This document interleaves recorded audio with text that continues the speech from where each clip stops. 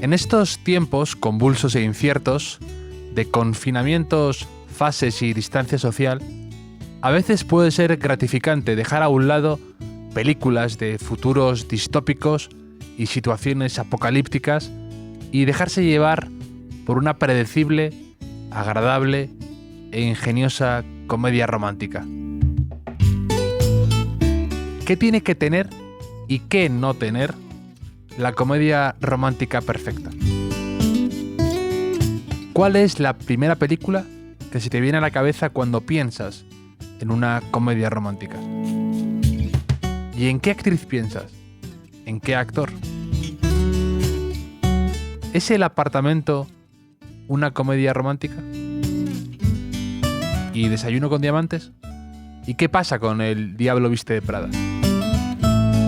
¿Es Nueva York el escenario perfecto para una historia así?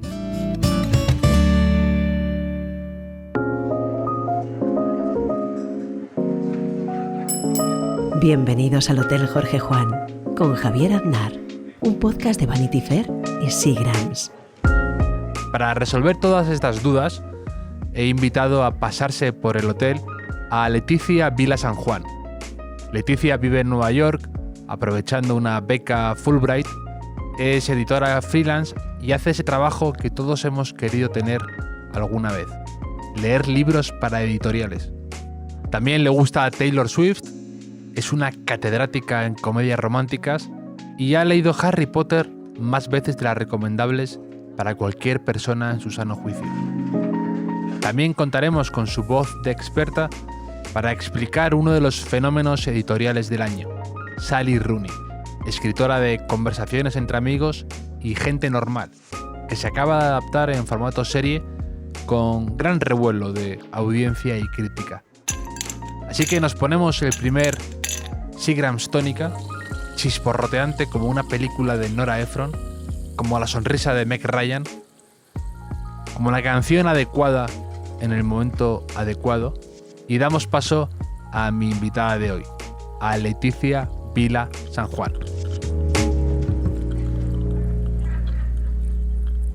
¿Cómo estás, Leti? Muy bien, ¿tú cómo estás? Fenomenal, con muchas ganas e ilusión de que hayas podido pasarte por el hotel. De hecho, tú fuiste una de mis primeras invitadas antes de las primeras, y lo tuvimos que cancelar porque te salió un tema ese mismo día muy, muy importante, que es que eres beca Fulbright y estás ahora mismo en Nueva York viviendo, de hecho.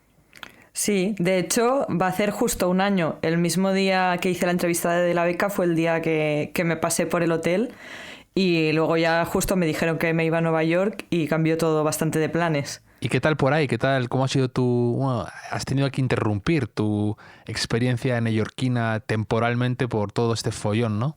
Sí, ahora estoy en Barcelona, volví a finales de marzo y con una huida bastante precipitada. Pero bueno, la perspectiva es de volver en cuanto se tranquilicen las cosas y me queda otro año de máster con la beca, así que con muchas ganas, la verdad, de volver a Nueva York. Estás haciendo un máster de industria editorial, por así decirlo, ¿no? Porque tú has sido agente literaria, eres editora freelance, gran lectora, eres de las personas que más lee libros que yo conozco y que los devora.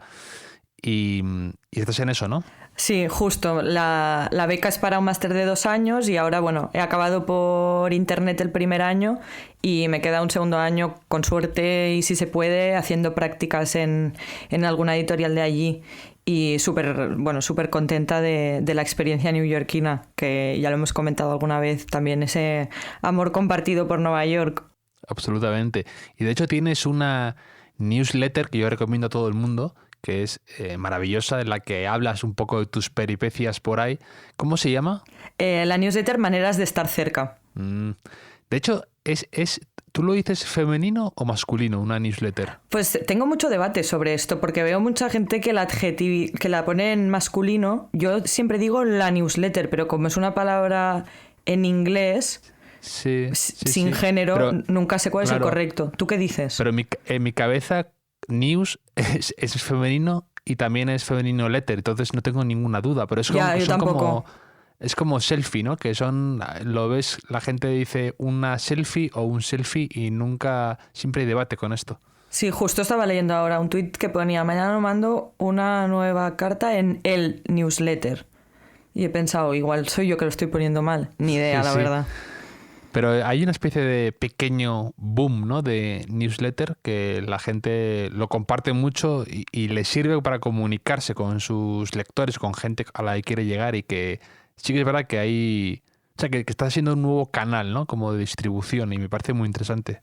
Yo creo que igual hay un boom en castellano porque hace unos años hubo como un boom grande de newsletters en inglés. ¿Te acuerdas cuando Lena Dunham con Jenny Conner tenían Lenny Letter? Fue como en 2016 o ahí. Y sí que vi un boom de newsletters en inglés, pero parece que ahora... Yo tengo varias amigas que también se han hecho ahora. Creo que también en el caso del confinamiento ha habido más tiempo para hacer, porque muchísima gente que conozco se ha hecho ahora. Pero sí que es verdad que en castellano parece que es como una nueva forma de comunicarte. Pues que la gente no se la pierda, porque de verdad que yo me lo paso muy bien. Además son muy concisas, están muy bien escritas y de verdad son muy recomendables. No sé por qué esa obsesión tuya por no poner mayúsculas, que siempre me preguntan en tu Twitter, pero lo hace mucha gente, no sé por qué. Lo veo y me enerva un poco, de decir, este toque se pone un poco nervioso. Pero la newsletter está, menos el cabezal, que está en minúsculas, la newsletter está puntuada y con mayúsculas, siguiendo normativa ortotipográfica, sí. Vale. Solo es en redes sociales. Sí. Cosas. Exacto. Eso es un tema del teclado en mi caso, que tengo tanto en el móvil como en el ordenador configurado sin mayúsculas automáticas ni nada. Y ya me acostumbré y estéticamente me gusta más. Sé que hay gente que le da muchísima manía. Estéticamente me gusta más, es curioso. Sí, es un tema estético para mí lo de las minúsculas, no es ninguna reivindicación de nada. De hecho, y me gusta que hayas venido aquí para hablar de un tema que yo quería tratar contigo, que me parece muy divertido, que es comedias románticas y Nueva York. Bueno, es uno de mis temas, ya he hablado en otras ocasiones y creo que es una de mis grandes obsesiones y una de las cosas que me empujan también a obsesionarme con ir a vivir a Nueva York y con perseguir tanto esta beca y esta especie de sueño dorado. Tiene que ver con un visionado durante años de películas y películas y películas de Nueva York. De hecho, yo creo que el máster realmente es de comedias románticas, por tu conocimiento enciclopédico, no tanto de industria editorial. Creo que eso es tu excusa, la excusa que te has montado y con la que engañas a los de Fulbright para poder hacer esto realmente, que es vamos, que tienes un conocimiento que a mí me deja asombrado generalmente, y cómo lo disfrutas además. Porque para ti además tú eres muy estricta con lo que es una comedia romántica, no vale cualquier cosa, ¿no? Yo es que una cosa que he notado en las comedias románticas más contemporáneas, digamos, porque creo que hay como una especie de afán de reinventar el género. Y es un tema que me frustra mucho a nivel personal porque me siento estafada cuando voy a ver algo que me venden como una comedia romántica y que luego resulta que no lo es. Entonces estoy luchando por las convenciones del género. Por una vuelta del clasicismo, ¿no? En las comedias románticas. Exacto. Soy una pureta de las comedias románticas. Entonces, para ti una comedia romántica, ¿qué tiene que tener? ¿Y qué no tiene que tener, que es igual de importante a veces? En primer lugar, para mí la comedia romántica la vivo desde un lugar de confort, ¿vale? O sea, para mí lo importante de la comedia romántica es que cuando yo me siento a verla ya sé que va a tener un final feliz, ¿no? O sea, me gusta que cumpla ese pacto del género. Entonces, la estructura normalmente siempre es la misma. A veces cambia un poco o tiene derivaciones, pero es chico conoce a chica, chico pierde a chica, chico recupera a chica, final feliz, créditos, ¿no? Y normalmente también hay un elemento que los americanos llaman meet cute, ¿no? Como este encuentro con la otra persona siempre en un entorno, pues, un poco fuera de lo normal, aunque bueno, muchas veces es en oficinas y tal. Y he leído mucho sobre el tema y sin duda Nueva York es como el escenario perfecto de las comedias románticas, pues precisamente porque lo tiene todo, ¿no? Entonces yo cuando voy a ver una comedia romántica quiero sobre todo que acabe bien, que me haga creer en el amor otra vez y que me deje esa sensación de que todo es posible. No, si puede ser acompañada por una canción cursi, ¿no? Que suele salir en el tráiler ya. Sí. Entonces yo quiero salir de ver esa peli pensando que, o sea, que el mundo es bonito, que el amor verdadero existe y que con un poco de suerte alcanzas la felicidad en la vida. Que pues de normal no suele pasar, pues yo voy a esas pelis a buscar pues esa sensación de confort que decía al principio. No sé a ti cómo vives el género. Pienso muy parecido a ti y de hecho hay una cosa hay dos cosas que para mí son muy importantes. Una es que al principio se tienen que odiar. No me vale... Al principio se tienen que odiar o detestar y luego ver esa aproximación poco a poco. Y luego tiene que haber efectivamente ese momento para mí clave, que es el que dices tú, el que se pierden los dos, ¿no? Mutuamente por lo que sea, por un error de uno, y entonces en ese tiempo es cuando se dan cuenta de lo miserables que son sin esa otra persona, ¿no? Y yo eso aparte la disfruto muchísimo. Porque no tienes corazón. Sobre todo cuando se dan cuenta de lo que han perdido y a poder ser viendo el paso de las estaciones. Me gusta mucho eso. Me gusta cuando sale alguien corriendo por Central Park solo, aburrido, nevando, luego en otoño, luego en primavera. Esa escena típica de Notting Hill que la hicieron muy bien con el paseo ese de Hugh Grant. Me gusta que siempre haya algo así, ¿sabes? De alguien siendo miserable por lo que ha perdido. Y luego para mí también es clave algo que es difícil de definir, pero me gusta que sean improbables, pero no imposibles. Es decir, me gusta que tengan ese componente un poco de que te hace soñar, digamos, o un poco exagerado, por así decirlo, pero no me gusta cuando pasa a ser algo imposible. Tipo detalle como de ciencia ficción. No me gusta, por ejemplo, en la de Mel Gibson con Helen Hunt, que se llama En qué piensan las mujeres, que Mel Gibson tiene un accidente y es capaz de leer la mente de las mujeres. Yo ahí estoy fuera. No cuentes conmigo para esa película romántica. O la de Los fantasmas de mi ex. De Matthew McConaughey. Que tienen como tiene como visita de su abuelo, de su padre, de no sé qué, que es un fantasma y que le viene a visitar. No, estoy fuera también. No me gustan cosas esotéricas, no me gusta que pases esa frontera entre lo real y lo fantasioso. Y tengo más. Tampoco me gustan esas de... Hay una que es como muy querida, la de una chica que pasa de tener 30 años a tener 13 o viceversa. Me encanta a mí. El sueño de mi vida. 13 going on 30. Esas películas, insisto, no me gustan. Los cambios de cuerpo no me gustan. Estoy fuera. Y soy estricto con esto. No me gusta que haya elementos de ciencia ficción en mi comedia romántica. Es como cuando alguien me pone fruta en la ensalada, ¿no? Por separado. Las cosas no viene... A veces mezclar demasiados elementos no me gusta. Sí, yo creo que eso que dices, que yo hago una excepción con la peli del sueño de mi vida justamente porque me encanta y porque la vi muy pequeña y le tengo muchísimo cariño, creo que tiene que ver con que aunque tú sabes que son películas que no son realistas, hay un punto, siempre tiene que haber un punto en los personajes o al menos en la historia que digas, podría ser yo, ¿no? En plan, normalmente no, pero podría ser tú, te podría pasar a ti, podrías tener esa coincidencia, estar en ese trabajo, conocer a esa persona y tener de repente esa historia de amor increíble. Yo de hecho estaba convencida de que el día que pusiera un pie en Nueva York me cruzaría con un guapo en Central Park y encontraría el amor de mi vida, porque había visto todas estas pelis, y una de mis compañeras de piso, a la que todavía no conocía, me advirtió y me dijo... Yo sé que tú, porque te he espiado, que tú has visto muchas de estas pelis y seguramente tienes esta idea de Nueva York y tal. Te voy a decir una cosa que nadie más te va a decir. Y es que en Nueva York no hay guapos. No va a pasar. Lo que has visto en las películas lo han grabado en otro sitio. Y yo le dije, ¿qué dices? No sé qué. Bueno, pensé, habrá tenido una mala experiencia o lo que sea.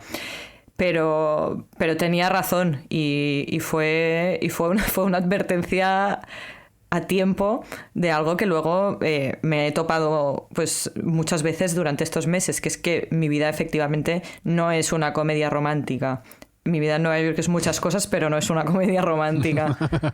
es más tirando Conociéndote como te conozco, diría que es más dramedia, por así decirlo. Sí, no sé, incluso series así, yo pensaba, bueno, igual no soy Carrie Bradshaw porque pues me faltan muchas cosas, pero igual soy Hannah Hobarth de Girls, pero Sí. no soy nada, soy yo una española en Nueva York viviendo en un barrio de mafiosos. Bueno, no es poco, no es poco. Y de hecho habíamos hablado de eso, que queríamos hacer un top 5 de nuestras comedias románticas y en Nueva York. Tiene que ser en Nueva York, tiene que tener un papel importante en la ciudad porque digamos que es la ciudad ideal para ese tipo de películas, porque contrasta muy bien, ¿no? Que es una ciudad un poco dura, un poco arisca, un poco difícil a veces hacerte llegar, todo el mundo está de paso, nadie es de ahí, todo el mundo pasa alguna vez en su vida o los americanos muchas veces están de paso por ahí y nos parecía un buen... Es como el emplazamiento perfecto para una comedia romántica, ¿no? Porque tiene esa mezcla de muchas personas circulando a la vez, nunca sabes con qué te puedes encontrar y eso es un plus para una comedia romántica, ¿no te parece? Sí, además tiene ese componente como de ciudad de los sueños. Leí en un libro que hablaba de que la protagonista veía Manhattan. Una vez ya ella se había mudado a vivir a Nueva York y decía que probablemente Nueva York era la única ciudad que ya habías visto muchísimas veces, que ya habías visitado sin haberla pisado, porque forma parte tanto del imaginario colectivo que tú crees precisamente eso, ¿no? Que es el sitio perfecto para que se dé cualquier cosa, porque la ciudad está llena de posibilidad. Y por eso creo que es una meca de la comedia romántica y que una gran mayoría de las comedias románticas que nos gustan pues pasan allí. Pues vamos a proceder a nuestro top 5. Hay comedias románticas que yo tenía en la cabeza y que he tenido que descartar muy a mi pesar porque o bien no sucedieron en Nueva York. Aquí meto películas muy queridas, comedias románticas como 10 razones para odiarte o también meto La boda de mi mejor amigo, que para mí es de mis favoritísimas, con el final imperfecto, más perfecto de la historia de las comedias románticas, y alguna más. Y luego, eso, siguiendo el canon, hay algunas que no puedes meter, como por ejemplo La princesa prometida o El apartamento, que son películas que la gente me habla de comedias románticas y no son tan formulaicas para meterlas en una lista de comedias románticas. Son otra cosa, son buenísimas, son especiales, son muy particulares, pero no son una comedia romántica al uso, ¿no? Sí. Yo creo que también lo que es una comedia romántica se ha ido como ampliando en el cine mainstream hasta el punto de que cualquier comedia que tenga o un poco de comedia o un poco de romance ya se incluye como comedia romántica. O sea, como que ha perdido un poco de definición, yo creo. Claro, y hay algunas películas que son demasiado cómicas y que entonces ya el balance, el equilibrio se pierde, que para mí es la clave, ¿no? Esa especie de equilibrio entre las dos fuerzas, digamos, y que no puede eclipsar demasiado una a la otra. Tienen que ir a la par. Y si no, ya lo meto directamente en comedia. Y no puedo ser... Si el otro es secundario, es secundario. Sí, entonces, bueno, te voy a dejar a ti empezar con tu top 5, a ver con cuál... vamos a ir de 5 al 1, ¿no? Una cuenta atrás, digamos. Top 5. Empiezo por el 5, que es un poco tramposa la película porque ya empezamos, justamente ya empezamos con disclaimers, excusas. Me ha costado tanto reducir la lista a 5 que quería como que fuera una lista variada que incluyera un poco de todo. Entonces, la película número 5 es How to be Single, que en castellano se llama Mejor solteras, que es una peli de 2016. Claro, como su título indica...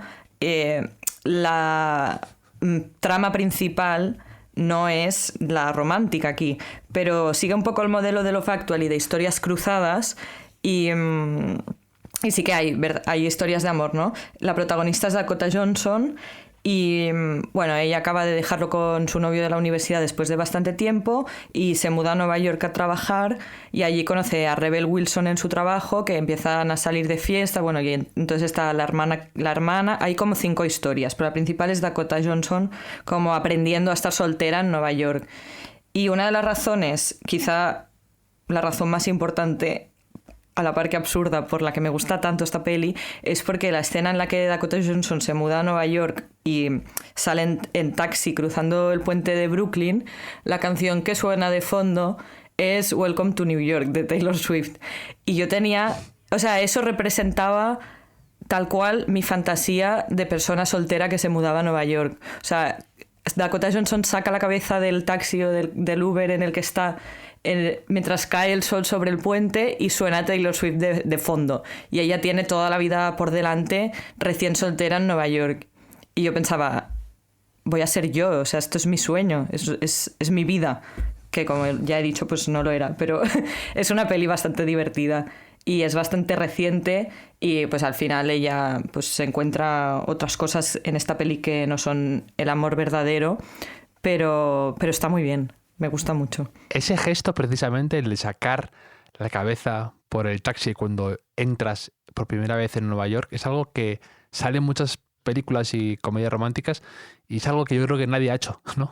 Sacar la cabeza por el taxi, ¿no? Porque es que me parece yo no como me atrevería. me parece como de Ace Ventura o de El Príncipe de Bel-Air, ese gesto de sacar la cabeza por la ventana. Pues bueno, esta es tu primera elección. Mi película que está en el puesto 5 es una comedia de 1997 llamada Adictos al Amor, que la protagonizan Matthew Broderick y Meg Ryan, vaya dos titanes de la comedia romántica, antes de que sus dos carreras descarrilaran por completo, ¿no? Y los dos hacen de uno, o sea, los dos tienen, digamos, unos novios, o sea, unas parejas, ¿no? Que lo acaban de dejar con ellos y están juntos. Es decir, la exnovia de Matthew Broderick y el exnovio de Meg Ryan, que es un francés lleno de clichés con un restaurante en Nueva York. Es un chef, ¿no? Sí, un chef. Están juntos, ¿no? Entonces, el Matthew Broderick y Meg Ryan se cuelan en una casa abandonada enfrente de donde viven sus exnovios ahora y entonces se dedican a espiarles y a hacerles faenas conspirando contra ellos. Y evidentemente, poco a poco, realmente se van enamorando ellos, Matthew Broderick y Meg Ryan. Y esta película la vi yo en el Canal Plus cuando era pequeño y tiene un guión y unas escenas que me gustan mucho y tiene ese componente que mencionaba antes, que es un poco irreal, evidentemente, y un poco creepy, ¿no? La imagen de alguien espiando a su expareja hoy en día es un poco turbia, pero la volví a ver hace poco y tiene cierto paralelismo muy curioso con las redes sociales. Es decir, esa pareja viendo a sus exnovios en la casa de enfrente y de hecho se monta una especie como de cine casi para proyectar lo que están viendo. Tiene algo como de esa gente que espía a sus ex en Instagram o en redes sociales y que hace un seguimiento continuo. Y me pareció interesante esta reflexión años después. Y además eso, sale Meg Ryan, que en esto era la reina por encima de Julia Roberts casi de otros. Y entonces sí que la tengo que meter en mi lista sí o sí. Tiene humor, tiene momentos que me encantan. Y Matthew Broderick siempre he tenido simpatía. Luego ya eso ha derivado su carrera en otra cosa, pero ese Matthew Broderick jovencito es de mis favoritos. Pues es que justo la he visto hace como 2 semanas esta peli también y pensé lo mismo, es una película sobre stalkear antes de internet, porque Claro. ellos se instalan y ponen ese proyector y los ven cenar y además me hizo gracia porque había visto del tirón otras películas de Nora Ephron y de Meg Ryan y la estética de Meg Ryan en esta peli es bastante diferente al look de los 90 y de los 2000 que nos tenía acostumbrados, porque ella va como de motera, como con el pelo corto y mucha raya de ojos, y me hizo gracia porque no la tenía tan ubicada. También la había visto hacía muchos años. Sí, pero esa época, finales de los años 90, la música, la estética me gusta mucho y me siento como en casa viendo eso. Entonces la tenía que meter en mi lista. Top 4. Tu número 4. Mi número 4 es una peli bastante adolescente para mí, porque la vi cuando tenía 17 años y la teníamos en DVD en mi casa, y es una peli del 2003 de Lindsay Lohan, que en aquel momento era una ídola teen antes también de descarrilar completamente, que es Devuélveme mi suerte, que en inglés se llama Just My Luck. Y sale ella que trabaja en una agencia como de eventos y relaciones públicas y es la tía con más suerte del mundo. Le regalan cosas, la invitan a todo, o sea, todo le va a favor. Y luego está Chris Pine, que es el chico, que es un pobre diablo al que todo le va mal. Él tiene un grupo de música que no consigue triunfar, entonces se consigue colar en uno de los eventos de Lindsay Lohan y ellos en una fiesta de estas de máscaras se besan. Y en ese beso se cruza la suerte. Y entonces empieza a ser...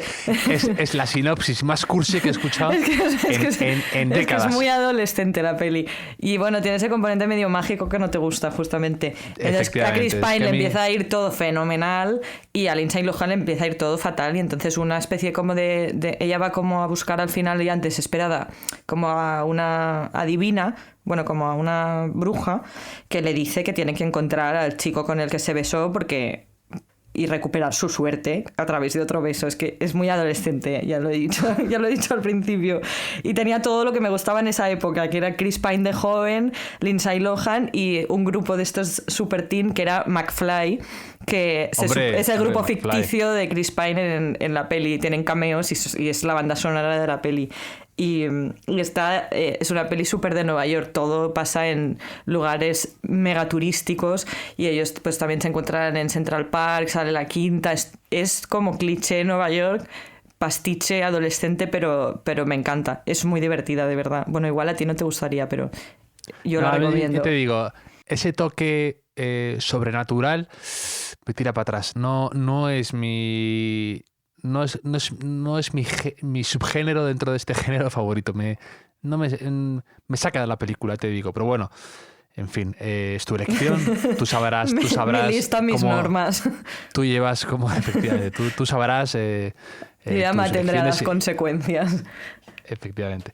Pues ¿cuál es la mi tuya? número 4 es Y entonces llegó ella, con Ben Stiller y Jennifer Aniston, 2004. No puedes decir que no a una película en la que sale un hurón ciego llamado Rodolfo. Es imposible, ya, no puedes decir que no te gusta. Ya solo con eso, a mí me ponen esa lista, esa línea, en la sinopsis y ya estoy dentro. Un hurón llamado Rodolfo aparece en esta película. Es ciego. Un beso mágico, ¿no? Pero un hurón ciego sí. Efectivamente. Y sale Jennifer Aniston en el pic de su carrera como la nueva reina de la comedia romántica, desbancando a la que antes mencionaba, Meg Ryan, 2004, un poco post-Friends, y Ben Stiller, que me parece un actor muy gracioso. Y la tengo cariño además porque fui a verla al cine con un amigo y coincidí en el cine con una chica que me hacía gracia en aquella época. Y tengo el recuerdo como de estar aguzando el oído en la sala, en completa oscuridad, para intentar distinguir su risa en medio de la oscuridad y saber qué escena le hacía gracia a ella.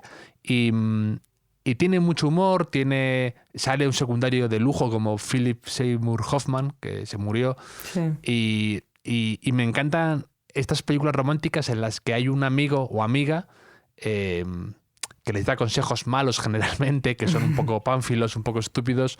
Esos secundarios, hay gente que... Hay veces que no están tan bien conseguidos, sí, pero cuando tienen gracia le dan un plus a la película magnífico. Y también sale Alec Baldwin con un papel divertidísimo. En fin, tiene muchos elementos esta película para conquistarme.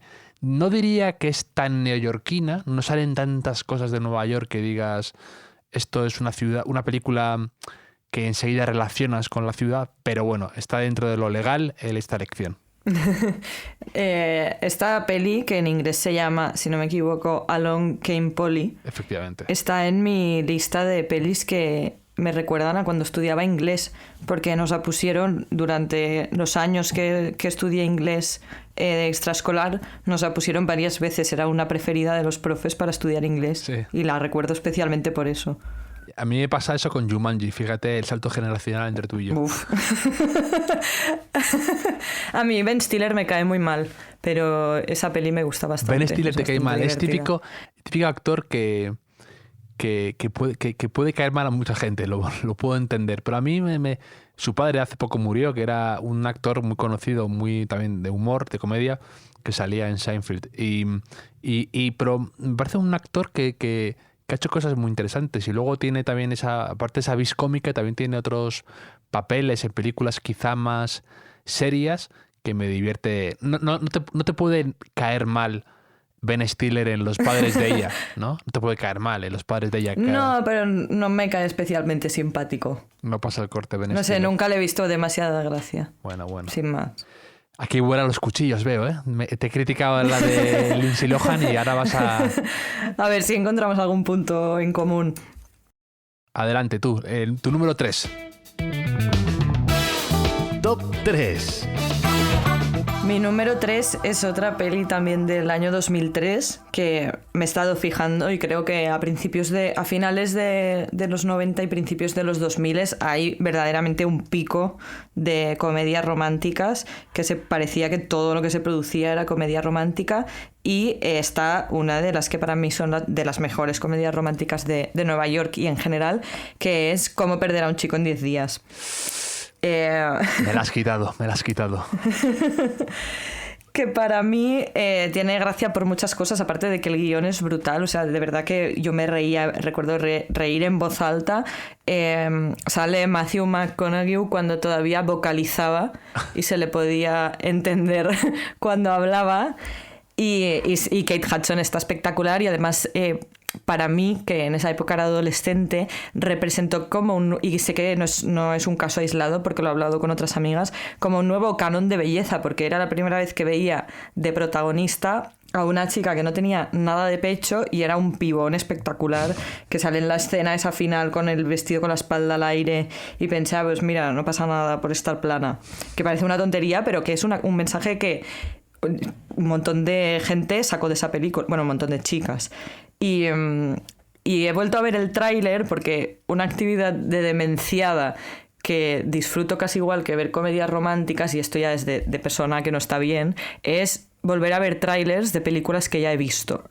Entonces lo de los de hecho, de... te iba a decir, perdona, que ayer vi el tráiler de Jerry Maguire para ver si salía 10 segundos Nueva York para tener una excusa de meterla, y vi el tráiler y empecé a verlo y lo acabé diciendo, es la mejor película de todos los tiempos, con una canción de Secret Garden de Bruce Springsteen que sale fenomenal, y lo vi el tráiler y digo, tengo que meterla de algún modo, Jerry Maguire, y me dio pena que no transcurriera en Nueva York para meterla. Pero bueno, volviendo a Cómo perder a un chico en 10 días, que es una lección muy, muy, muy buena, la verdad, me quito el sombrero, porque es una película que para mí es de las que primero aparece en mi cabeza cuando alguien me habla de comedia romántica, y están ellos dos muy bien, que podría chirriar mucho más, pero tanto Matthew McConaughey como Kate Hudson tienen gracia.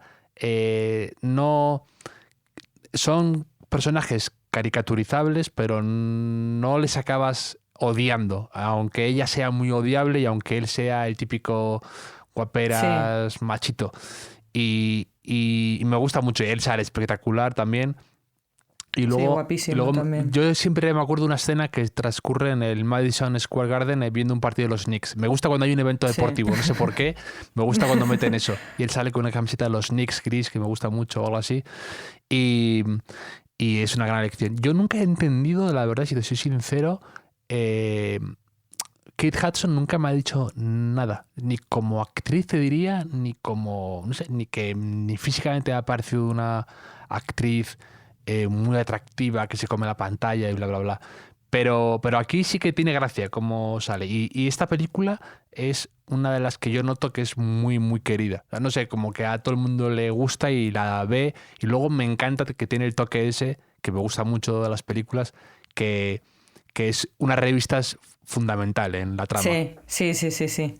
Ha aguantado además muy bien, creo, el paso del tiempo, porque aunque o sea, estéticamente se ve que no es una peli de ahora, las bromas que se hacen y en general como los pranks que se hacen entre ellos no son las típicas cosas que las ves ahora y te chirrían y dices, uff, Es que madre mía, hay que mucho de vaya eso, tiempos. Hay mucho de eso. Hay muchas Y- películas románticas, digamos, que son a veces Sí, muy que pasan excesivo. regular la prueba Sí, del sí. tiempo también.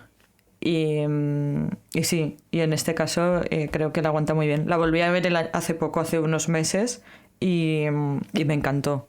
Y además siempre lloro al final. Porque tiene otra de estas cosas que me gusta mucho, que es la escena final de chico persigue a chica porque chica está yendo a otro lugar, se está yendo al aeropuerto, se está yendo de la ciudad y Sí, entonces sí, sale sí. el que coge la moto y la intercepta el taxi en uno de los puentes que es bastante épica. A mí lo que ya no me gusta demasiado, y no creo que sea algo fundamental en una comedia romántica, es, digamos, lo que se conoce como el gran gesto, ¿no? Ese gesto A mí me encanta. delante de la gente que te produce algo de vergüenza y no lo considero tan importante. A veces noto como que se quiere meter con calzador. No sé si has visto una Sí. película de Netflix hace poco que ha salido, una comedia romántica, que sí, que la protagoniza Kim Gutiérrez, que se llama Te quiero imbécil No. o algo así. Me han hablado, pero no la he visto. No me encantó por alguna cosa de esta. Pero bueno, le digo a la gente que la vea porque es una comedia romántica que cumple muchos de estos checks, ¿no? Que muchas de estas cajas que decimos que hay que marcar. Y bueno, es una película que tiene esas cosas. Tiene cosas que sí, cosas que no. Pero bueno, ese gran gesto romántico creo que ya está demasiado trillado. Y a veces me da un poco incluso de vergüenza ajena. ¿Sabes? Como cuando es demasiado. Cuando es demasiado claro, telegrafiado, me siento un poco mal. ¿Sabes? Me quedo así un poco en la butaca del cine, un poco. Sí. Aparte, yo te diré que soy un gran defensor de las comedias románticas en el cine, por cierto, que antes no lo he comentado. Sí. Pero me gusta mucho ir a ver este tipo de películas, porque la gente últimamente, por ejemplo, me dicen que hay que ver películas como muy grandilocuentes o con muchos efectos especiales o que el sonido es algo impresionante. Otro día me hablaban de la película 1917 que había visto, de esta de Sam Mendes, creo que Sí. es, que es de la Primera Guerra Mundial, pues explosiones, ruido muy espectacular, todo. Y sí que en un cine esas películas ganan, pero a mí me gusta ver ese tipo de películas porque no es necesario, porque te permite estar muy atento a una trama un poco intrascendente y me gusta meterme en eso. En mi casa pierdo más la concentración o me dejo ir o me distraigo con el móvil. En cambio en el cine me gusta mucho dejarme llevar por una película así. Sí, yo justamente pensaba en esto y la sensación que tengo es que, o sea, en los últimos años que ha habido como más, igual, no desprestigio de la comedia romántica, pero se ha visto más como, pues como un cliché o como algo secundario, los que se han aprovechado mucho de esto han sido las plataformas de streaming. Y en el caso concreto de Netflix hay una apuesta súper clara por su parte de hacer producciones originales de comedias románticas, supongo porque se asocia más a pelis fáciles o a pelis de domingo que se dan más a verlas en tu casa que en el cine. Pero yo también soy especialmente fan de verlas en el cine, pero bueno, yo soy fan de verlas en cualquier lado. No, pero a mí me gusta eso, que tengan la... En un cine todo es un poco más especial y me gusta ir a ver ese tipo de películas también. No me gusta que el cine sea sinónimo de ver todo pues demasiado espectacular o ir a ver como efectos especiales o como cosas que te maravillen. No sé, también me gusta ver una historia normal, como voy al teatro, no sé, me gusta. Sí, sí, sí. Ahora me toca a mí, ¿no? Mi número 3. Sí. Mi número 3 va a ser Mejor Imposible, que es esta película que me fascina, que siempre digo que fue la primera película que vi 2 veces en el cine, por primera vez, con Jack Nicholson y Helen Hunt, que él hace como de Melvin, este escritor maniático, lleno de obsesiones, que odia a la gente, misántropo, que se lava las manos sin parar, odia a sus vecinos, siempre estrena jabones cuando se va a lavar las manos, es odioso, me encanta, me cae fenomenal. Y esta comedia romántica que no pisa lo de no pisar las líneas de las baldosas me parece una auténtica... un toque de manual, ¿no? Sí, es un toque de manual. Nicholson. Pero me hace muchísima gracia. Y él está soberbio. Bueno, de hecho ganó el Oscar. Y Helen Hunt también, que también lo ganó. Y de hecho, Helen Hunt es típica actriz que en todas las películas en las que aparece, al principio soy algo escéptico, ¿no? No sé por qué, pero siempre acabo como un poco enamorado de ella. No sé por qué. No me preguntes. Me parece que es muy, muy, muy buena actriz. De hecho, hace poco volví a ver La maldición del escorpión de Jade de Woody Allen y ella está fenomenal. Fenomenal. Y esta película, Mejor Imposible, es muy original y a la vez, al mismo tiempo, es muy formulaica. O sea, cumple estos requisitos de toda película romántica y tiene uno de esos discursos o frases finales de bandera, por así decirlo, que define una de las más conocidas, la de que tú le dice, tú quieres que tú me haces que quiera ser mejor persona. Y lo ves como lo dice Jack Nicholson y de verdad como que te emociona. Y te pones a llorar. No tanto, pero la verdad es que son dos, para mí, dos actorazos. Y es que, claro, cuando una película así tiene a este nivel de actores, pues hace que se eleve un montón. Y nada, Mejor Imposible siempre conmigo, siempre. Sí, yo la vi hace un montón de años, igual tendría que volverla a ver. Deberías, porque no me creo acuerdo que, mucho. Y con el tema editorial, a ti que te gusta el tema de los libros, tiene un par de escenas que tienen gracia y te va a gustar. Y aparte también es una película magnífica, de verdad, para ver en esta época de un poco obsesión por la limpieza, por los gérmenes, por todo eso, de verdad, porque él es como va siempre con guantes, evita el contacto de los pomos, de las puertas, de todo, y hace especial gracia por eso, yo creo ahora, y es muy buena. Y de hecho el actor que hace de vecino también sale en una de las pelis que finalmente he descartado para este top 5, que es Tienes un email, que él hace de novio de Meg Ryan, que es crítico literario. Sí, es un actorazo también ese, no lo he mencionado, sí. Hace de vecino gay y la amistad que traba con Jack Nicholson me parece que tiene muchísima gracia. Pues la volveré a ver, me la apunto. Top 2. Mira, y justo mi segunda película, mi película top 2, tiene que ver con esto que decías de los libros y del mundo editorial, que es una de mis obsesiones, y por suerte en la comedia romántica pues es muy dada a buscar ubicaciones como decías, en redacciones de diarios, de revistas y también en editoriales, siempre mostrando un lado pues más glamuroso, más fantasioso de lo que realmente es.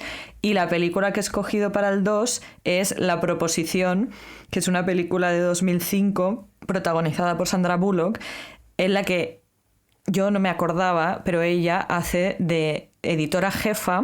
Ella es canadiense, que para no perder un gran autor de su editorial, aunque tenía el visado caducado de Estados Unidos, decidió saltarse, digamos, las normativas de inmigración e ir a la Feria del Libro de Frankfurt. Es que me parece una premisa surrealista. Y entonces ella vuelve y le dicen, oye, que te vamos a deportar porque te has viajado con el visado caducado, que es una cosa que no se puede hacer y que efectivamente soy la típica persona a la que le pasaría.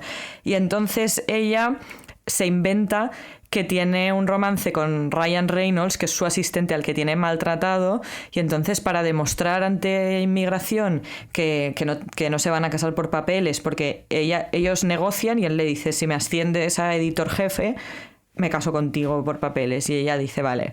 Pero entonces resulta que para que, digamos, Estados Unidos apruebe el matrimonio tienen que demostrar que se han ido de vacaciones juntos, que han conocido a las familias. Y aunque el principio y el final pasa en Nueva York, y es una de esas películas, como decías al principio, que pasa del amor al odio, porque él es el asistente maltratado y ella es la jefa que lo desprecia absolutamente, se van a Alaska, a la casa de la familia de Ryan Reynolds, y allí pues se dan las condiciones entre lagos para el amor. pero me gusta porque tiene eso, porque integra como mis grandes pasiones, ¿no? El mundo editorial y Nueva York y trama de amor al odio, aunque curiosamente a ninguno de los dos, que se supone que el gran tema es sus trabajos, no pueden perder sus puestos de editores, se les ve leer en ninguna escena de la película. O sea, es como el telón de fondo, pero la proposición me gusta mucho. No aparece un libro ni de casualidad, ¿no? No, que es curioso porque dices, no sé si les has dado... Guiño, o sea, ¿no? él, Sí, su gran ambición es ser editor y están ahí como en la casa esta fantástica que tiene la familia de Ryan Reynolds en Alaska, que tiene ahí un porche perfecto para leer y pienso, chico, sácate un libro o algo. Pues no. Pues ¿Cuál es tu 2? Buena elección. Yo de hecho pensaba, fíjate, que ibas a escoger, has empezado a hablar de redacciones y de cosas así y del mundo editorial y pensaba que me ibas a sacar El Diablo Viste de Prada. Es que quería hablar aparte del Diablo Viste de Prada porque Bueno, pues entonces te dejo tu aparte para luego, si quieres. A mí es que además me cae muy bien él, Ryan Reynolds, me parece un actor que tiene mucho carisma y que además tiene mucho sentido del humor. Se ve en sus redes sociales, se ve en cosas que hace ahora con su... Tiene otra marca de ginebra, no aquí aunque nos patrocine Seagrams. Sí, tiene una que se llama Aviation Gin y hace muchos anuncios con mucho sentido del humor y con mucha gracia. Y él es el dueño, digamos, él es el dueño de esa ginebra y me cae muy bien, el marido de Blake Lively. Sí. Y Sandra Bullock también, me gusta que ella recupera a Sandra Bullock, que a veces se nos olvida ese lado cómico que creo que lo tiene. Y además hay otras películas estas que me hacen mucha gracia, la de Mis Agente Especial, que creo que están un poco infravaloradas o olvidadas y tienen... Sí. Me lo pasé muy bien con ellas, con la 1. Igual creo que en el caso de Sandra Bullock, como tiene una faceta dramática tan potente, que ha eclipsado, porque tiene una que también volví a ver hace poco con Hugh Grant, que también pasa en Nueva York, 2 Weeks Notice, Amor con Preaviso, que también es súper divertida, que ella es su abogada y él es como un millonario, y pensé, hay que no se reivindica lo suficiente la faceta cómica de Sandra Bullock. Totalmente. Y la verdad es que en la proposición está súper divertida. Y Hugh Grant, un gran actor de comedia romántica que siempre conviene recordar, porque a mí me da pena ahora verlo un poco más cascado, por así decirlo, un poco más en otros papeles y que haya perdido ese rol en las comedias románticas. Siempre me ha gustado verlo en el cine, siempre en esas películas, y con el rollo este del acento inglés, no sé, Hugh Grant es una apuesta casi segura, suele ser. Sí, porque siempre hace como de guapo despistado. Sí, totalmente. A ti, yo voy a decir a lo mejor aquí algo que la gente me mata, pero yo tengo la teoría de que Notting Hill está un poco sobrevalorada. A mí no es de mis favoritas comedias románticas en general, abriendo ya el abanico más allá de Nueva York. No me encanta Notting Hill. ¿A ti? A mí tampoco. Qué bueno, no me encanta, a pesar de que me encantaba la librería que tiene él y todo esto. Y una de las razones por las que no me encanta es porque no soy nada fan de Julia Roberts, y esta es una opinión contundente y controvertida por la que mucha gente me discute siempre, pero yo nunca le he visto la gracia, no me cae bien, no me gustan, ni siquiera me encanta La boda de mi mejor amigo, porque ella la tengo cruzadísima desde siempre, en todos sus papeles. Entonces una película como es Notting Hill, donde el gran objetivo de la peli y la gran estrella es Julia Roberts, pues sin más, no me dice nada. A mí, o sea, la he visto y me gusta, pero a sin mí más. Julia Roberts me gusta, pero tampoco tengo esa... O sea, Pretty Woman me gusta, pero tampoco... O sea, Pretty Woman, por ejemplo, le encantaba de pequeño, me acuerdo, a mi madre, le encantaba. A mí, quizá por eso, no por ir a la contra de mi madre, pero que no sé si es agotamiento, que la tengo demasiado interiorizada, con la banda sonora también, que mi madre me la ponía en el coche. No sé, la he cogido un poco de manía por, digamos, saturación. Pero más allá de esto, no, tampoco es no la tengo.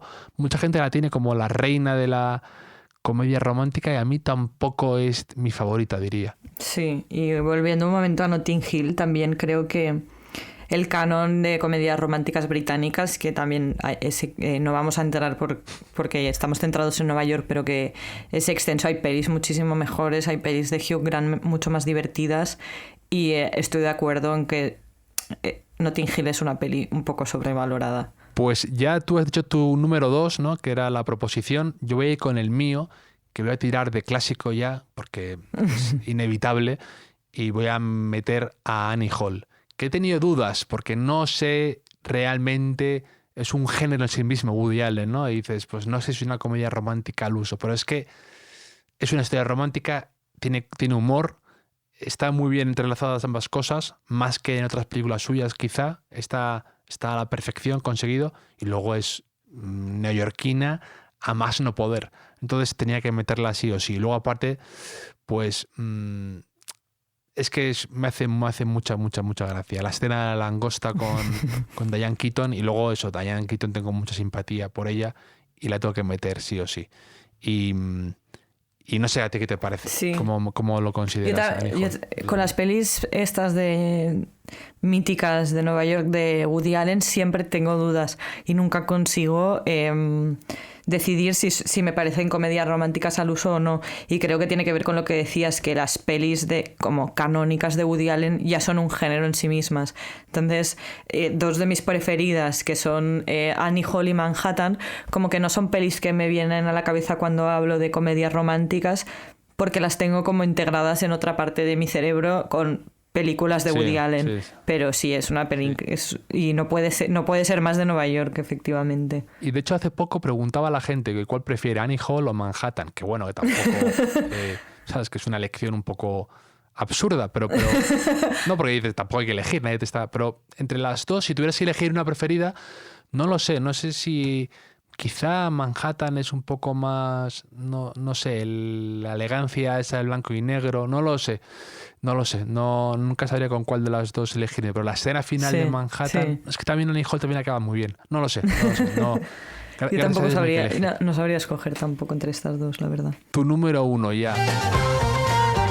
Top 1. Mi número 1... La hora de la verdad. Es la única película de mi top 5 que es de antes de los 2000, que es de hecho de antes de que yo naciera.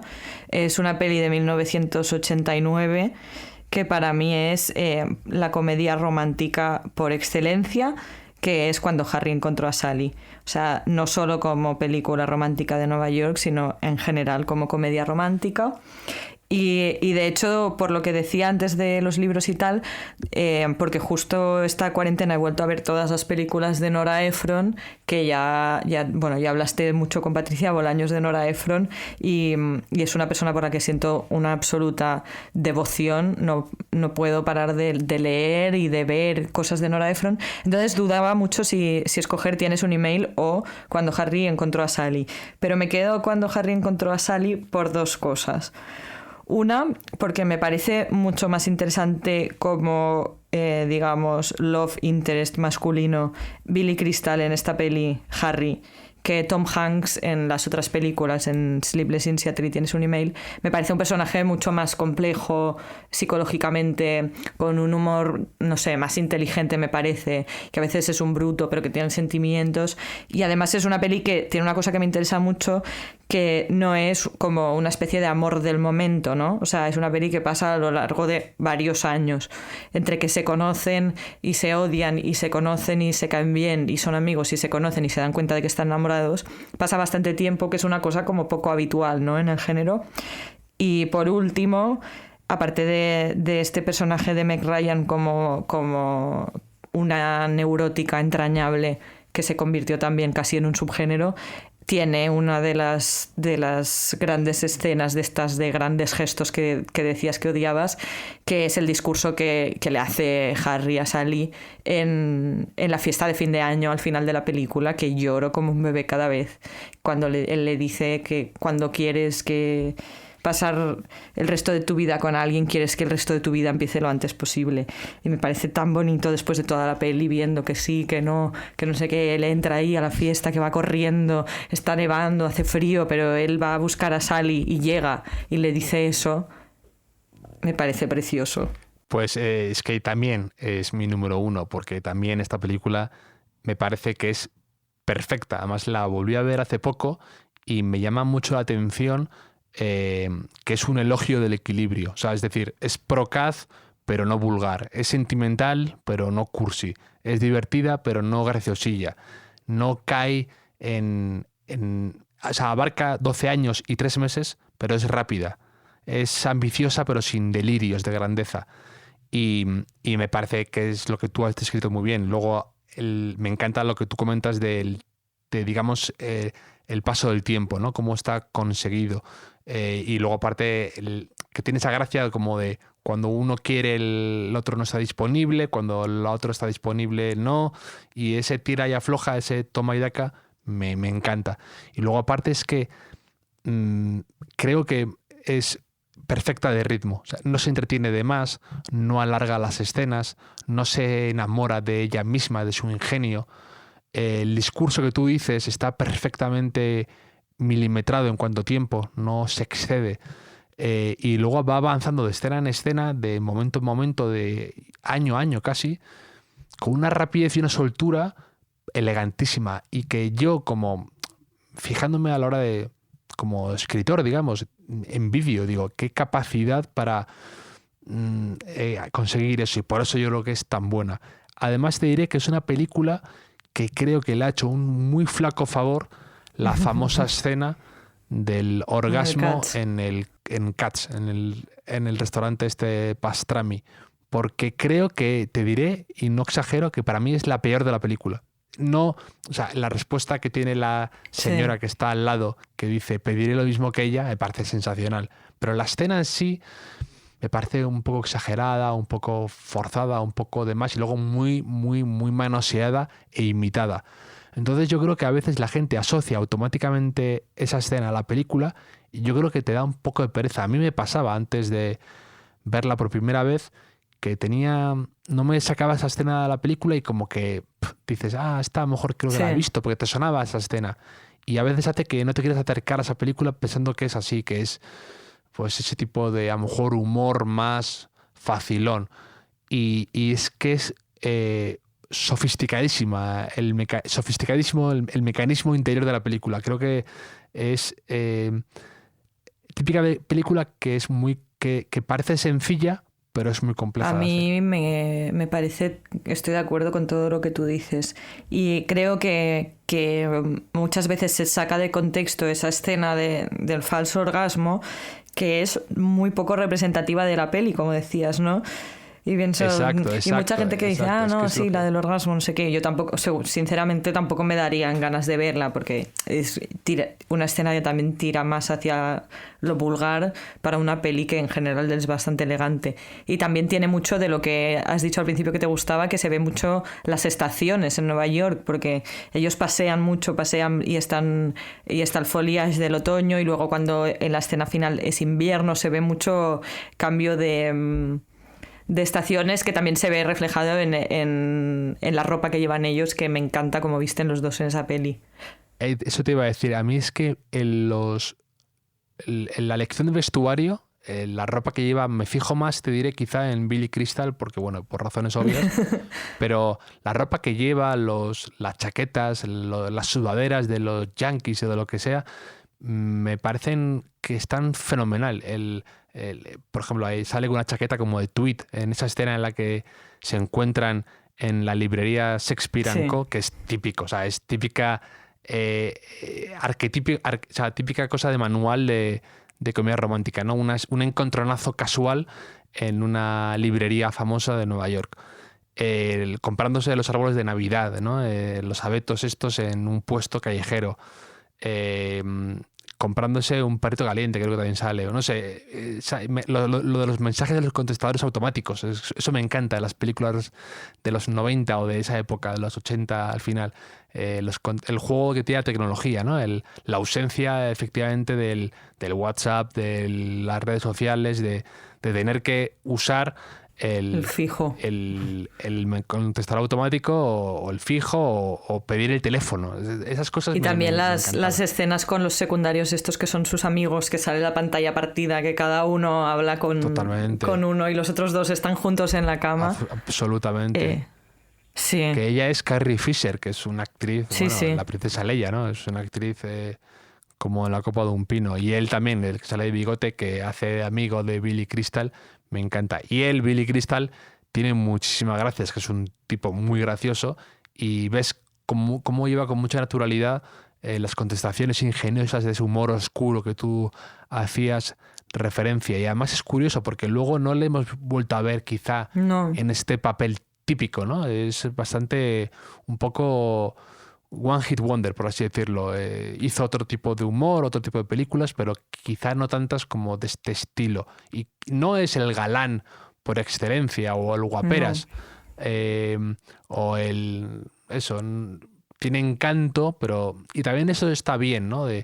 Que también por eso quizá funciona también Meg Ryan en su momento, porque tiene esa especie de belleza o de encanto personal, diferente y único, que hace que sea una lección de casting maravillosa para esta película. Sí, Meg Ryan, así como Billy Crystal, sí que es verdad que no lo volví a ver en ningún papel como el de Harry.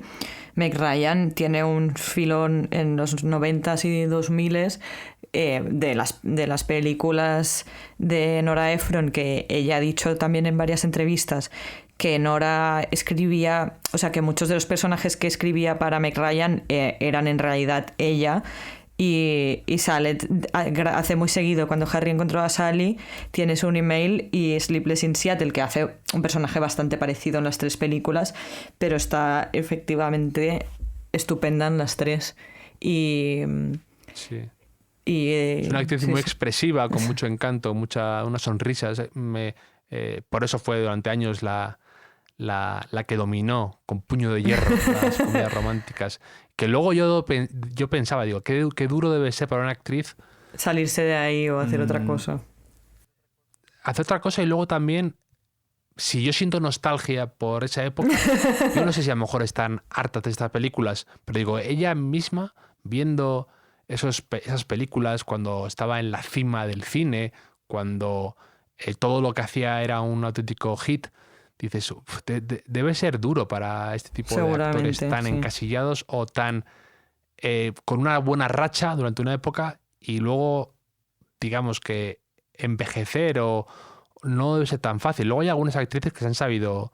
Diane Keaton tiene muchas comedias románticas como haciendo de, entre comillas, de mujer madura también. O madre, que las hace con mucha soltura. Me acuerdo ahora de Morning Glory, que me encanta, me hace mucha gracia esa película, de la que hace con Jack Nicholson también, que no, cuando nadie se lo espera, creo que también tiene mucha gracia. Something's Gotta Give, sí. Y una que se llama con Mandy Moore, que se llama Porque lo digo yo, que hace de la madre también. Tiene bastantes comedias así, sí, de entre comillas, mujer madura.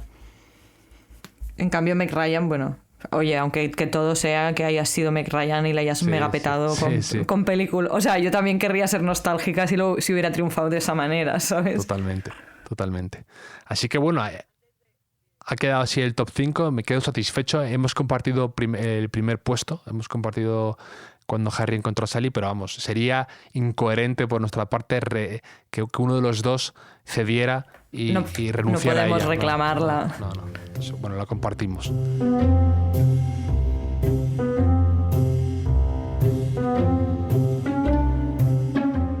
Mientras nos ponemos un nuevo y refrescante Seagram's Tónica, un recordatorio para deciros que podéis ver todas las películas de las que hemos hablado en las notas del podcast, así como en el correspondiente artículo de Vanity Fair. Ahí meteremos todas estas películas donde se pueden ver, meteremos también esos trailers que hemos diseccionado Y también incluiré las recomendaciones literarias que nos haga nuestra querida Leti Pila San Juan. Y ahora seguimos charlando con ella sobre muchos temas interesantes. Nos seguimos escuchando.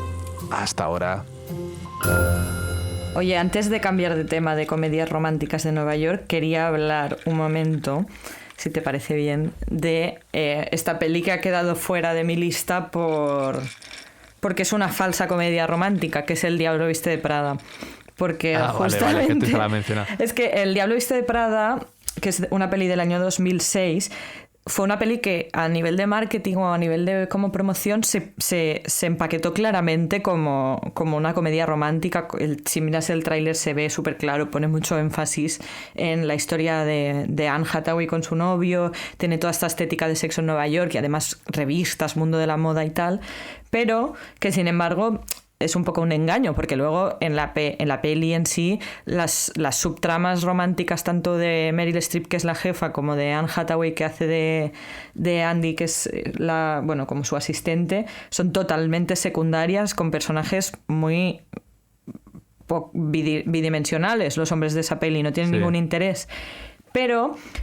Yo es una peli que me encanta. Justo ayer escuchaba un podcast de Stanley Tucci, que hace como del jefe de moda gay de la revista, que finalmente es traicionado por Meryl Streep, este personaje inspirado en Anna Wintour y tal, que decía que era una película que se la habían pasado muy bien grabando, que había sido muy divertida, que el director era muy original y tal, pero que no eran conscientes en ese momento de estar haciendo como una película que iba a generar un culto durante los años, que es de las pelis que yo he visto como más gifs, más memes, más citas, o sea, es como una referencia universal que además abre paso a un subgénero en series que yo disfruto muchísimo, que son como... series de chicas en revistas en Nueva York, en revistas de moda o en editoriales, como esa que sabes que me gusta, que The Bold Type, que está en Amazon, o Younger, la de Hilary Duff, que hace de editora, que yo creo que beben todas directamente del Diablo Viste de Prada, que no he incluido porque no es en sí una comedia romántica, pero que si la hubiera incluido sería la 1 o la 2, porque creo que es de las pelis que más veces he visto en mi vida sin cansarme. Sí, el Diablo Viste Prada. Ya decía yo que echaba de menos alguna referencia previa a ella y que habías pasado de puntillas por el top sin mencionarla. Pero me parece una lección que, bueno, o sea, una mención honorífica que merece la pena porque... a mí también es una película que me gusta y es verdad que es falsa comedia romántica. Es otra historia diferente y tiene mucha gracia. Además, también la tengo mucho cariño. La banda sonora también está muy bien esa película. Y yo creo que tú más odias, porque me suena haberte leído algo, odias al novio de Anna Hathaway. Ha habido una tendencia en Twitter en los últimos años de crítica a Nate, que es el novio de Andy, que es Anne Hathaway en la película, porque él, digamos que se niega mucho a aceptar que ella cambia, tanto físicamente como profesionalmente, con sus ambiciones y tal, porque a medida que avanza en Runway, que es la revista, pues se empieza a interesar de verdad por el mundo de la moda y tal. Y al final acaban juntos después de una ruptura y siempre me pareció que era una mierda de final, que ese novio era un incomprensivo y que Anne Hathaway merecía mucho más y que era una tía que no tenía por qué aguantar a ese plomo resentido con su éxito profesional. Y en los últimos años en Twitter se ha hecho mucha campaña. Odio mucho en estas películas digamos románticas cuando el protagonista o la pareja del protagonista o lo que sea le recrimina el éxito profesional, como que muchas veces es incompatible el éxito profesional con una vida personal llena y me pone muy nervioso porque no veo la razón de ser a eso y en esta película sí que se nota mucho, pero además Anne Hathaway me hace gracia porque es como también una experta en falsas comedias románticas, como el falso 9 en fútbol, pues falsa comedia romántica, porque también cuando yo vi, me acuerdo, la del becario con Robert De Niro, que hace de Robert De Niro de sexagenario en una startup y ella hace como de... Yo la empecé a ver en un avión y dije, estos dos no van a acabar juntos, ¿no? Y me parecía como muy incómodo los primeros minutos. Y lo justo hace poco leí un artículo que te pasé que mencionaban también esto, es decir, que como que le desconcertaba este tipo de relación con Robert De Niro. Pero sí que el Diablo Viste de Prada tenía que estar sí o sí de algún modo y merece la pena. Y Stanley Tucci, que es el rey de Internet ahora con esa faceta suya como de Martinis, como ¿no? barman. Se hace. Sí. Bueno, de hecho, es uno de mis actores favoritos. Él conoció a su segunda mujer porque se hizo amigo de Emily Blunt en el rodaje del Diablo Viste de Prada, y en la boda de Emily Blunt y John Krasinski o como se llame, él empezó a salir con la hermana de Emily Blunt, que es su mujer ahora mismo. O sea porque él era viudo, creo. Sí, tiene 3 hijos del primer matrimonio y 2 hijos de su segundo. Sabes demasiado. Es que lo escuché ayer, y lo tengo muy fresco. Y hablando de comedias románticas y del género, te quería preguntar, porque hay una especie de boom ahora tremendo, en España también, pero sobre todo fuera, con la escritora Sally Rooney, con sus libros Gente Normal y Conversaciones entre Amigos, y con la adaptación que se ha hecho del libro Gente Normal en formato serie, y que ha sido un bombazo, y que aquí de momento no está disponible, pero va a estar dentro de poco, creo, ¿no? Sí. Y hay mucho debate con que si es una escritora algo sobrevalorada, si está bien ponderada o no, si lo que hace es fácil o no. Y tú, como experta en el mundo literario, que lees y devoras todo tipo de libros, estás muy metida ahí, que ha sido un éxito tremendo ella de superventas, ¿cómo la encuadrarías y qué te parece todo esto? Yo, bueno, soy una defensora acérrima de Sally Rooney. Es una autora a la que admiro muchísimo y que he disfrutado mucho con sus libros. Es verdad que leí primero Conversaciones entre Amigos cuando salió en inglés y lo disfruté, pero no me pareció un libro, digamos, inolvidable. Me gustó y pensé, pues a ver qué hace esta autora. Me lo compré en Dublín y ella es de allí y la tenían como muy destacada, y sí que me había visto que en inglés estaba teniendo bastante hype, y entonces cuando salió Normal People en inglés me lo compré inmediatamente, y a mí es un libro que me atrapó, que me deslumbró, que me emocionó, que es esta novela de 2 personajes que se conocen en el último año de colegio, porque la madre de él es la limpiadora de la mansión de los padres, de la madre de ella. Y entonces ellos empiezan como una relación secreta porque él es popular en el colegio y ella no. Y los dos van a estudiar la universidad a Trinity College en Dublín, y de repente se cambian las tuercas y ella ahí pues que es como una cosmopolita popular, y de repente él se ve súper fuera de lugar, y es su relación a lo largo de los años. Y es un libro que lo leí en una tarde cuando me lo compré por primera vez y que me encantó. Y entonces fue un gran éxito de ventas en inglés.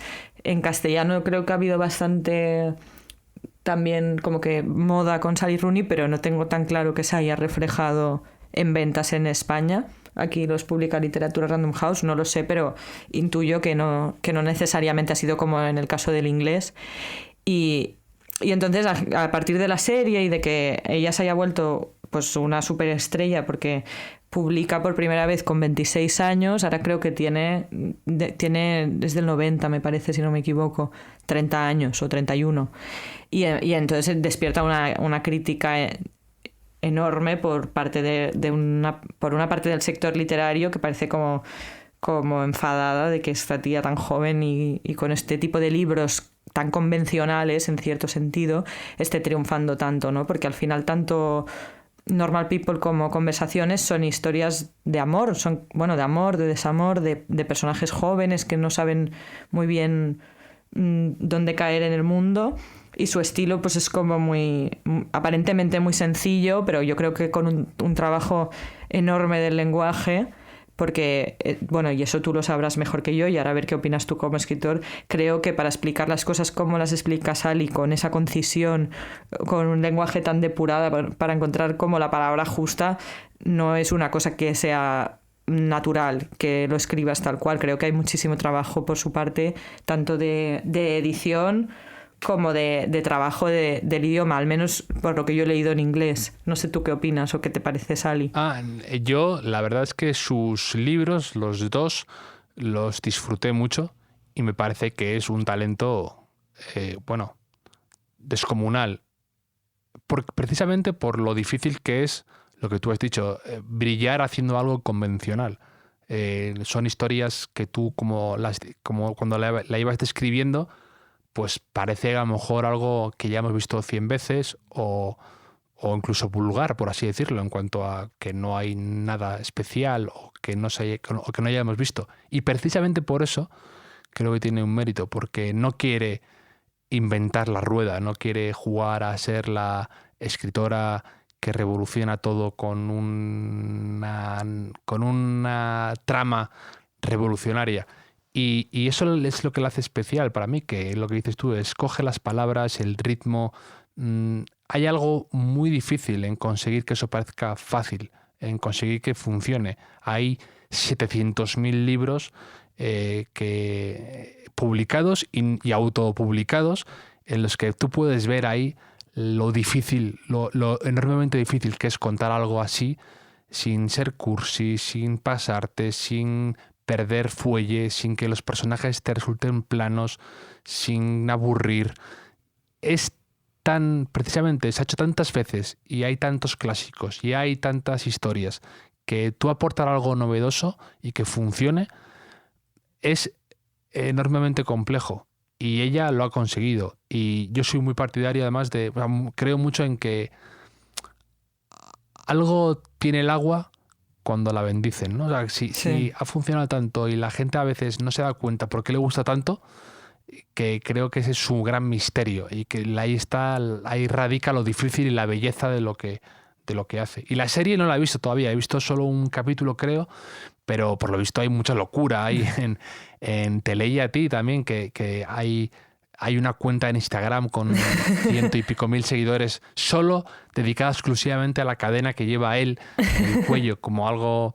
Hay como mucho mitología alrededor de esta serie. Sí, yo, mira, de hecho, cuando he recomendado los libros de Sally Rooney, y esto tiene que ver con lo que tú decías, que los he recomendado mucho, nunca explico de qué van cuando los recomiendo. Y es difícil recomendar un libro sin explicar de qué va, porque, por lo que dices, ¿no? Si tú me dices, ¿de qué va Normal People? Pues mira, de un chico y una chica y no sé qué, y me dirán, bueno, ¿y qué tiene eso de especial?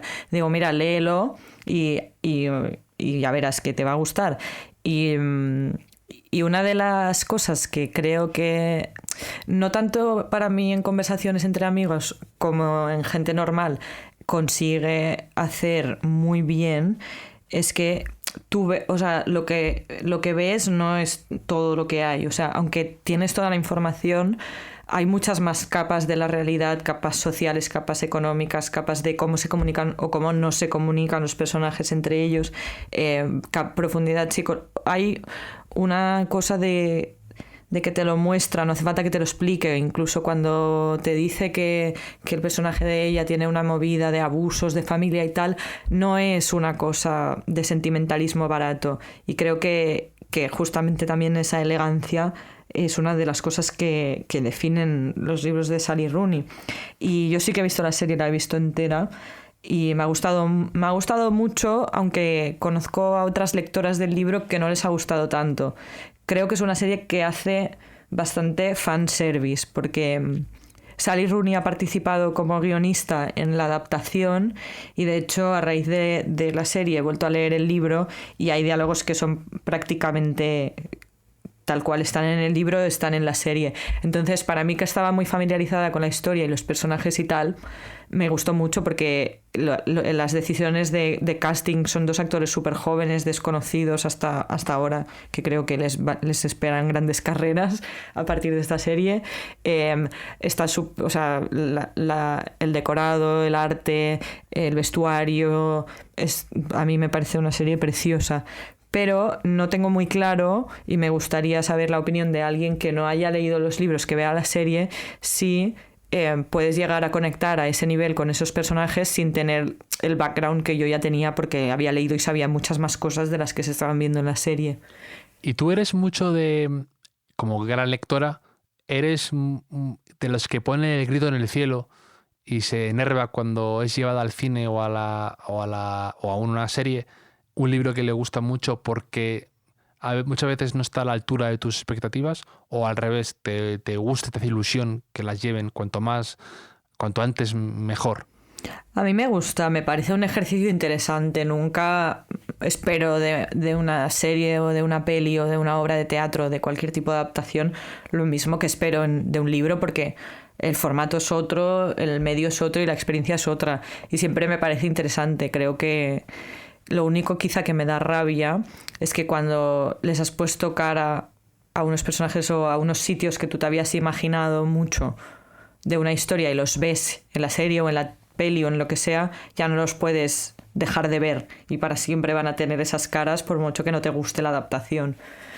Pero no soy una... Estoy muy a favor yo en general de las adaptaciones. ¿Tú? Yo también, además me gusta mucho lo que dices tú, el juego ese de ver cómo lo han adaptado, de recordar, de ver el director cómo ha procesado lo que tú has procesado a tu manera. Y generalmente además me suelen gustar. No, si te ha gustado un poco la atmósfera del libro, los detalles, generalmente te gusta la adaptación, al menos en mi experiencia, hablo por mí.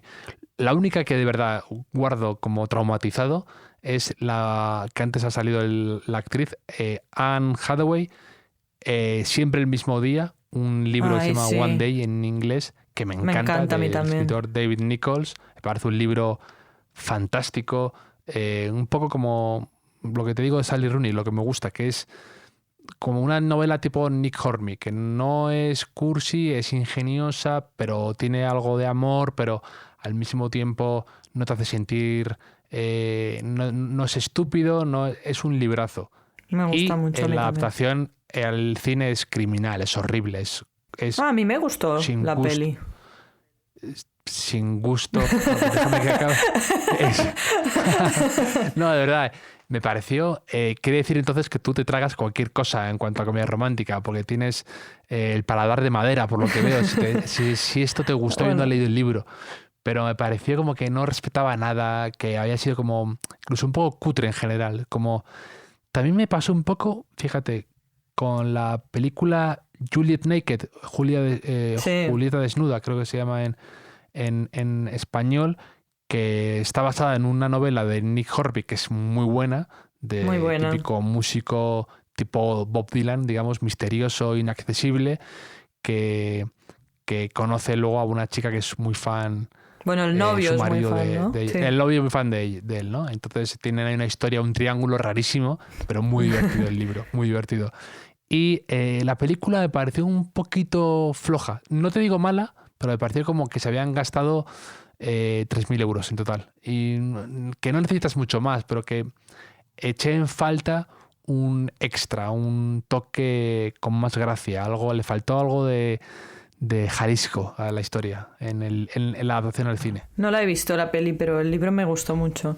Y justamente lo de Sally Rooney también tiene un poco que ver por estructura y en general como yo creo por estilo con lo de comedias románticas que hablábamos antes, ¿no? Que creo que ahora tanto en el cine como en la literatura, bueno, en general en las artes lo que más se pone en valor o en prestigio, como lo que decías de 1917, son como las florituras formales, ¿no? Ser un transgresor del lenguaje o explicar una cosa de una manera que nunca has visto antes. Y a veces se olvida que lo más para mí, al menos para mí, hablo por mí, lo más importante cuando yo voy a leer o a ver una peli es contar una buena historia. O sea, si a mí me haces un gran ejercicio formal pero no me cuentas nada, no me interesa nada este libro. O sea... pueden coexistir las dos cosas y es maravilloso y es interesantísimo, pero creo que a veces no se pone suficientemente en valor lo a veces difícil que es contar una buena historia bien y que pase bien y que no sea un pastiche de otras cosas, ¿no? Y creo que eso Sally Rooney es una gran narradora de historias. Tú, por ejemplo, además, como agente literaria y como experta en el tema, te has tenido que leer cientos y cientos de manuscritos y de gente que quiere publicar y de gente que que manda sus textos y te habrás topado con 300.000 cosas que no llegan a ser Sally Rooney, que lo que dices tú, que se quedan por el camino, que no consiguen que conectes, que aburre, que es muy difícil contar una historia bien, es lo que tú dices, es francamente difícil, y que tenga ese toque que ves que funciona, que no se traba, que va bien, que va por la carretera, digamos, adecuada, que no se va por otras salidas y por otras rotondas y empieza a dar vueltas sobre sí misma. Es muy complicado conseguir todo eso. O que no pretende ser otra cosa que lo que es, ¿no? Que a veces también hay una distancia entre lo que un escritor se cree que es el libro y lo que en realidad es el libro en su ejecución, ¿no? Y en el caso de Sally Rooney se da una conjunción de esas dos cosas que son las que generan más envidia, que es éxito en ventas y éxito en crítica, que es lo que ha pasado con ella, que en general, excepto, o sea, obviamente hay detractores, pero que uno de los temas que hay con Sally Rooney en inglés es que ha triunfado tanto en la crítica literaria como en las librerías. Claro, y además, efectivamente, cuanto más de repente empiezas a suceder eso, ese doble éxito del que tú hablas, de repente ya empiezas a ser sospechosa, ¿no? Sí, cuando de repente te empiezan a decir que está sobrevalorada, que no es para tanto, que bueno, enseguida, porque no te permiten excederte en el triunfo. Cuando pasas ya una cierta frontera, éxito, la adaptación a la serie, no sé qué, tendrá 7.000 ofertas para hacer algo interesante ahora, ya de repente dicen, no es para tanto. Cuando se hace muy mainstream o muy totalmente popular, la gente ya intenta que no se venga tan arriba, ¿no? Sí, de hecho, hace poco la escritora Jessa Crispin hacía una crítica devastadora en el Guardian de la serie de Normal People, y entonces ya dejaba en un momento dado del artículo de hablar de la serie y decía con muchísimo desprecio que los libros de Sally Rooney se habían convertido como en el ítem de moda para señalar que estabas al día del mundo cultural, ¿no? En plan, ella decía, casualmente en un bar se me ha caído el libro de Sally Rooney del bolso al lado del chico que me parecía atractivo.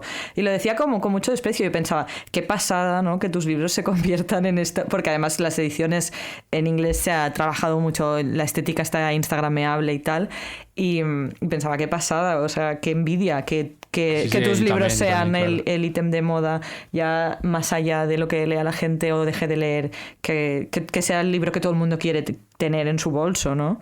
Y creo que ese artículo estaba escrito desde la envidia absoluta. Pero es verdad que hay ciertos autores que consiguen eso, ¿no? Ese equilibrio entre lo cool, entre lo cultureta y entre que dice mucho, que un libro consiga decir mucho de ti, del que lo lee. Eso me parece muy curioso cuando se produce ese fenómeno. Y tú, como que trabajas en el mundo editorial, pues claro, eso es como un Moby Dick, ¿no? Digamos, en el mundo editorial.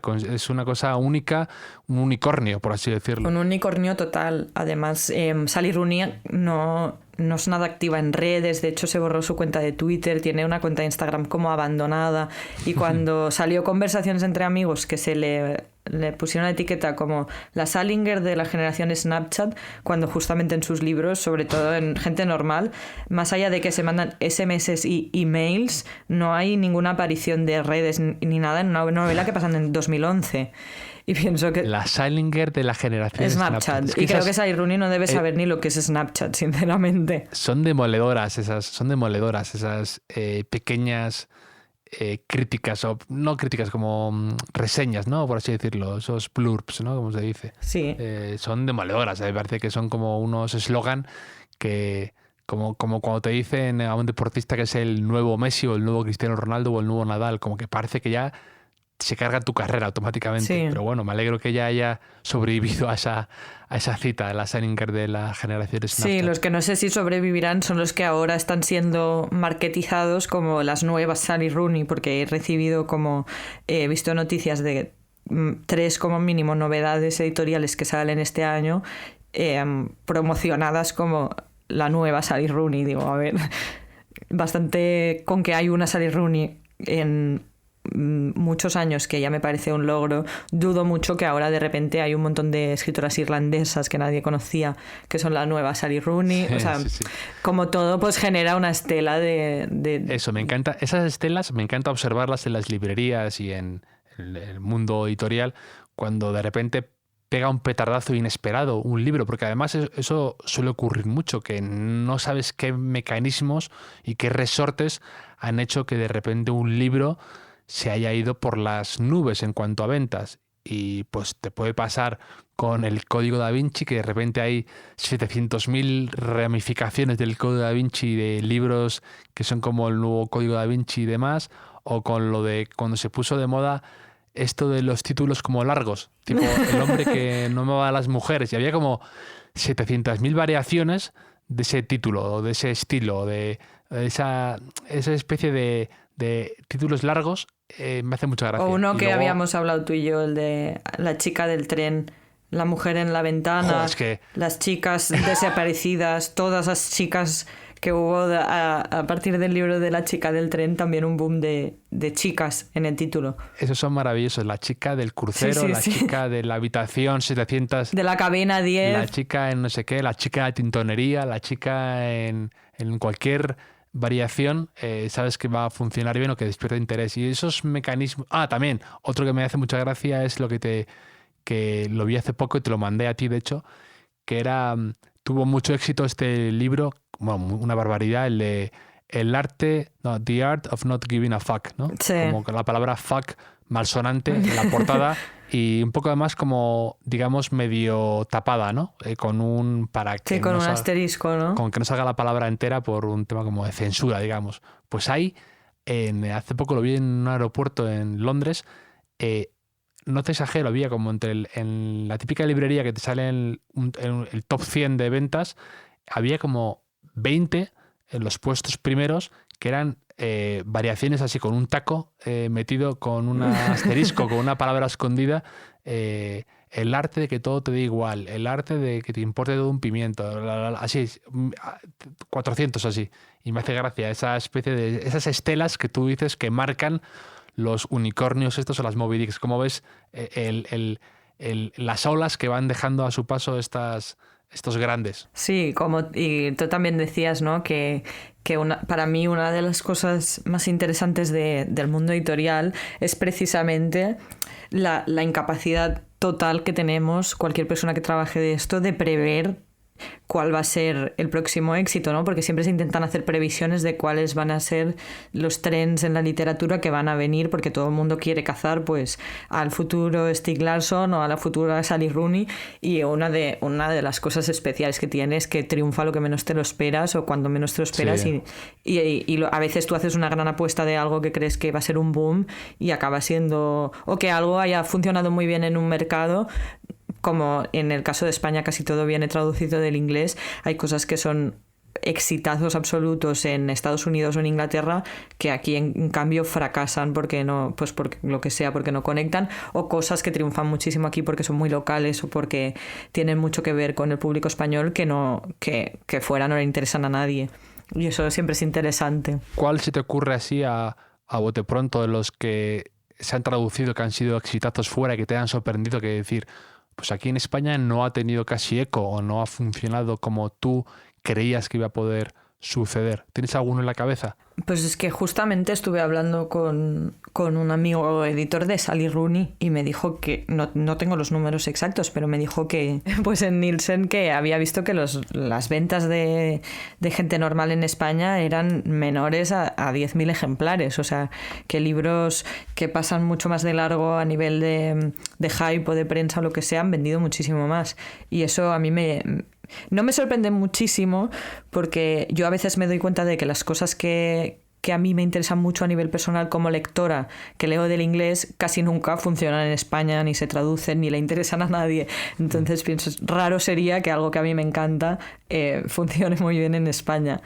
Pero a la inversa sí que hay un montón de casos de autores muy locales que funcionan muy bien aquí, que luego pues se traducen o no y no necesariamente van muy bien en otros idiomas.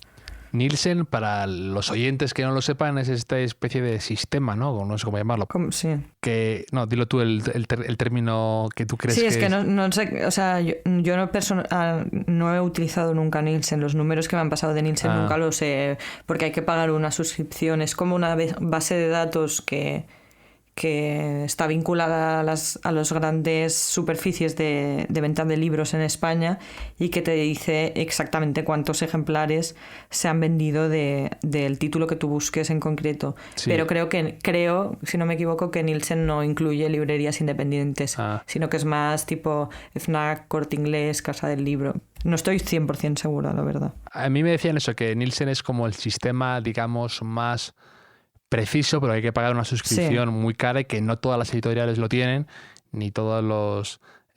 y es curioso porque yo eso lo descubrí después, pero que el número de libros vendidos es como un poco etéreo, por así decirlo, porque no lo sabes exactamente, hay hay devoluciones, y nunca sabes exactamente cuántas cifras más o menos, cuántos libros llevas vendidos, a no ser que estés en una editorial de estas grandes que pagan la suscripción, que es bastante alta, de Nielsen, y que te va dando un número bastante actualizado y al momento. De hecho, me dijeron que había una autora, no me acuerdo quién, una de estas, no sé si es María Dueñas o Dolores Redondo, algo así, ya me patina quién era exactamente el recuerdo, pero que decía ella que no se fiaba de lo que le podían decir sus editoriales y demás, y que ella quería tener el control de los libros que iba vendiendo y que entonces ella pagaba ella misma su suscripción. Wow, y lo llevaba por su cuenta, y me pareció sensacional. Digo, no hay mejor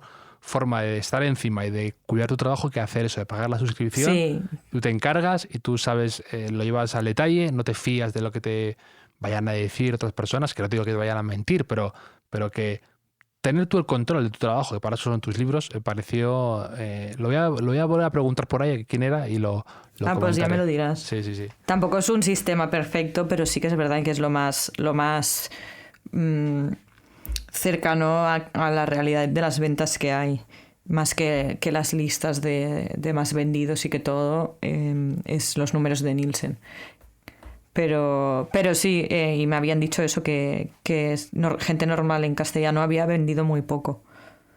Tendría que revisarlo. Ya. Pues es un libro que recomendamos aquí desde el hotel.